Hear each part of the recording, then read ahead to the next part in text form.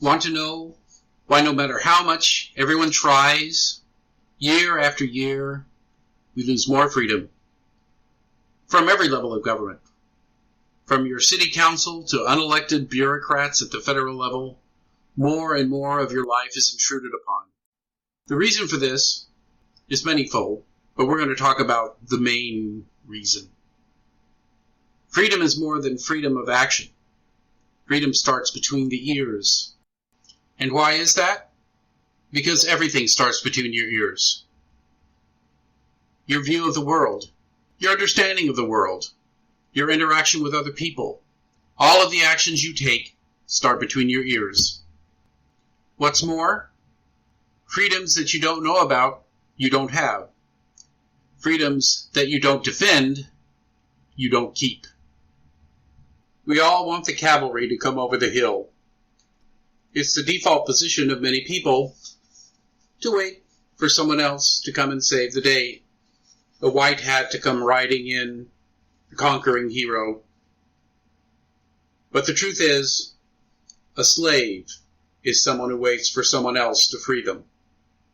There's no one else who can care more for your freedoms than you do about your own. If you want to be taken care of by somebody else, you will never be free. If you let individuals or organizations manage your life, that can metastasize into managing whether you live at all. If you don't recognize that, you're probably not free between your ears. Can that be true? Are you maybe not free between your ears? How can that be? You feel free. I mean, we live in a free country, right? Maybe you know something's wrong, but you can't quite put your finger on it. Were you maybe conditioned to not be free between your ears? This may be hard to hear, but you probably have been conditioned to not be free between your ears.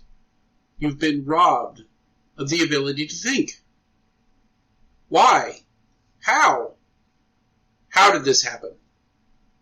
Well, remember school? Remember raising your hand to go to the bathroom? Remember having to do whatever the teacher said and accept whatever the teacher said without question? The teacher was the arbitrary authority that you could not question, that you could not disagree with. Your grade was determined by the teacher. Your discipline was determined by the teacher. Your approval was determined by the teacher. Your value as a person was determined by the teacher.